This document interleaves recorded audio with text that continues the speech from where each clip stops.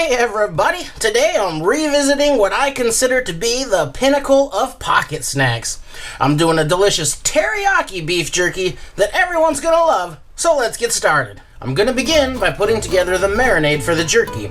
So I've got 1.5 cups of soy sauce, 1 cup of Worcestershire sauce, 1 cup of packed brown sugar, either light or dark, it doesn't matter, 1/4 cup of sriracha for a little bite, 1 tablespoon of garlic powder, and I'm going to grate up about 2 tablespoons of fresh ginger, and I keep this frozen so it's nice and easy to grate.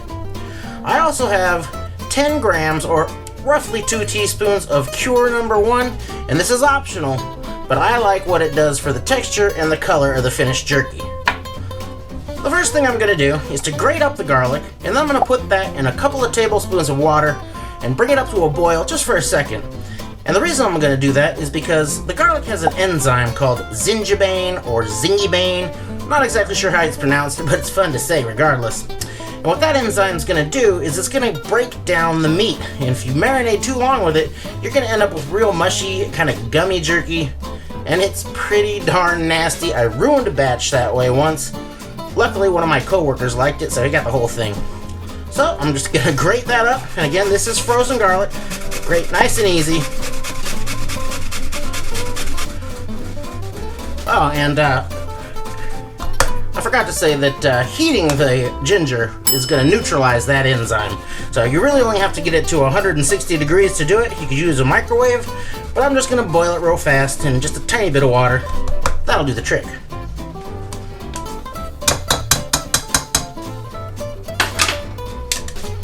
Well, that's just a couple of tablespoons of garlic, a couple of tablespoons of water.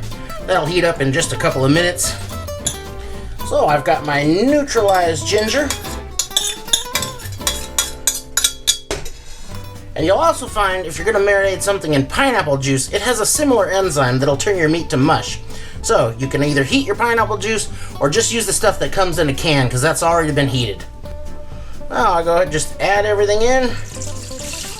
Soy sauce, Worcestershire sauce, garlic, that's sriracha,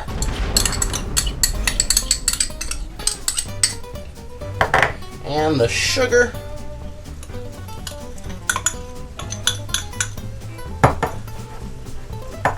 save the cure for very last. And now I'm just going to whisk this until everything's completely dissolved, and that sugar will take a minute or 2 to dissolve in there. There we go now. As soon as you can't feel any more of the grit from that sugar, you're ready to go. Now let's give that a little taste. Oh yeah, that's just right. Now I'm going to tell you that this is nowhere near as sweet as the jerky that you might buy in a big bag at your local grocery store or sporting goods store. Because that's something I really don't like about commercial jerky, is that it's almost as sweet as candy. And that's the reason to make your own. So this is not even close to that sweet, and if you want that, double or maybe even triple the sugar for some super sweet jerky. One thing I am going to do though, just because I kind of like it, is I'm going to add about 1/4 cup of ground black pepper. Completely optional. Shoot, everything's optional in here. Get crazy with your jerky. It's your jerky. And now that I've got it all together and I've sampled it, I can put in the cure. I wouldn't want to sample this after the cure is in there like this because it's too concentrated. After it's all dispersed with all the meat and everything, it would be fine. And now I'll put this out into the refrigerator and get the meat ready. So I've got 10 pounds of top round, which is usually a really inexpensive cut. And it's a great cut for jerky because it's generally nice and lean and comes in nice solid chunks, so I don't have to do a lot of trim on this thing. So basically I'm just going to trim off this fat cap and then we'll cut it into slices.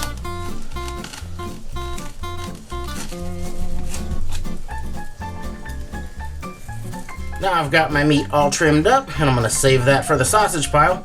And now you've got to decide a couple of things. The first is if you want your jerky cut with the grain or against the grain. If I cut it with the grain down like this, it's going to give kind of long threads of meat in the finished jerky that are going to be kind of fun to tear off of there, and you're going to have to gnaw on them a little longer. Or if you go against the grain, it's going to give you kind of a finer texture. It's going to be a little more tender.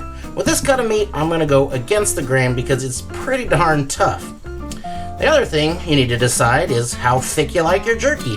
And that's completely up to you. I like a kind of thick jerky, around 1/4 inch starting. But you can go as thin or as thick as you like, and the only thing that's going to change is the drying time. But regardless of whatever way you like your jerky cut, it's good to have this stuff partially frozen when you go to slice it, and it's going to make it much easier to do. So, I'm going to cut this in half, and then to go against the grain with this piece of top round, I'll cut it this way, and then I actually have to lay it on its side and cut down this way. And I like I said, around 1/4 inch slices. Now, if your jerky's real thin, you don't need to worry about this, but with these thicker chunks, I do like to give it a bit of a smackdown with the old Kung Fu tenderizer.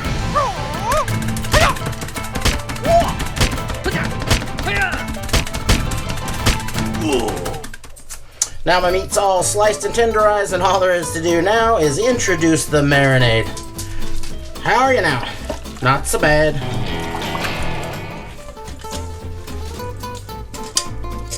Now we'll just mix this really well, and then I'm gonna bag it up in some Ziplocs and let that stuff marinate in the refrigerator for a couple of days. And of course, this is gonna be even better with venison or elk.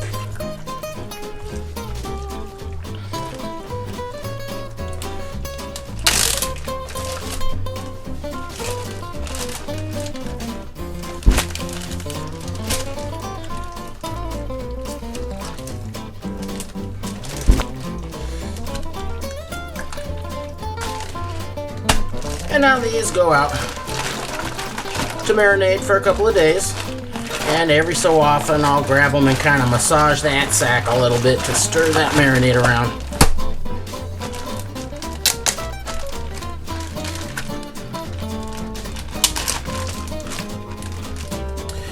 After 2 days of marinating, it's time to jerk this meat. And the first thing I'm going to do is to drain off most of that marinade. Just pour it into my colander here. Let that sit for a couple of minutes for the runoff.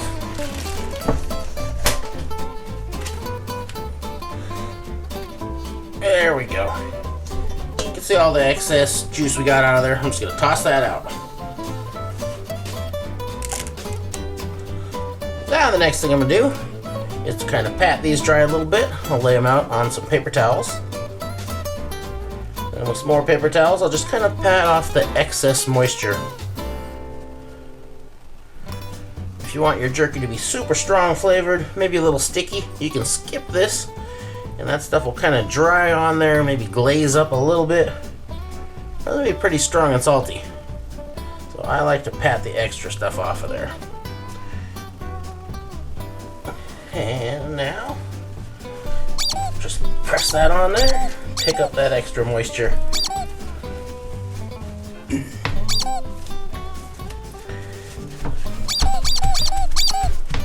Now I'm using a food dehydrator today because I really like the control and the results I get from that.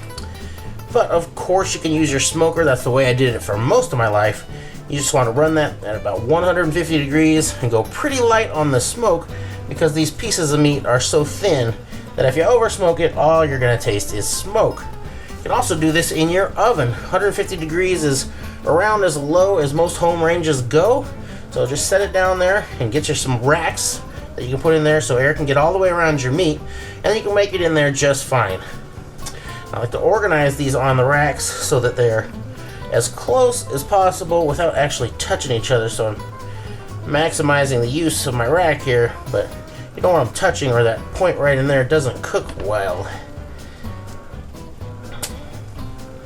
So I'm going to load these up and I'll put these into my dehydrator at 150 degrees, and then I'll start checking at about 6 hours. I think some of the thinner pieces are going to be done, and then some of the big thick guys in there are gonna take 8 or 9 hours. So after about 6 hours, I'll check it every hour or so until I've got nice, evenly done jerky.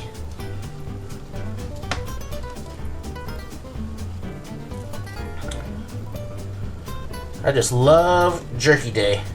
The whole place is gonna smell like jerky for hours and hours and hours, and that anticipation is gonna build all day. And in the end, you got yourself a nice big batch of your own handcrafted, delicious, better than store-bought jerky. It doesn't get much better than that.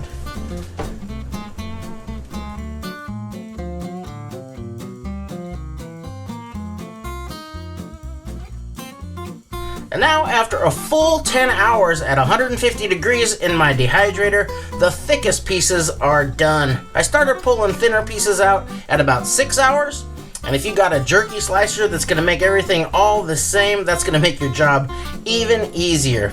But these thick pieces are now done. They're kinda leathery right now. They're certainly not crispy and crunchy, but I'm really not gonna know their actual texture until they cool all the way down. So I'm gonna let these cool all the way down and then come back and try them out.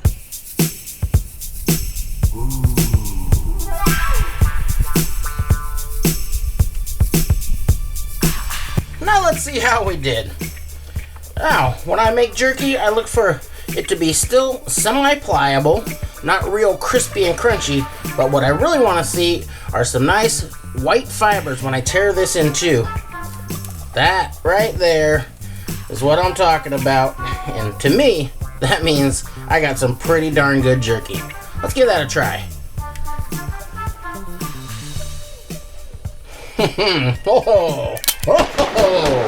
Yeah, that is exactly what I was going for. That ginger and soy gives it that perfect teriyaki flavor. It's not overly sweet like the stuff you get at the store. It's just a little sweet. And the kick from the sriracha and that black pepper gives it just enough bite. Oh man, I can't wait to take this to the office and share it with some friends. Well, I really hope you try this one, and I guarantee you're gonna love it. And if you do, please like and subscribe for more. Thanks for watching!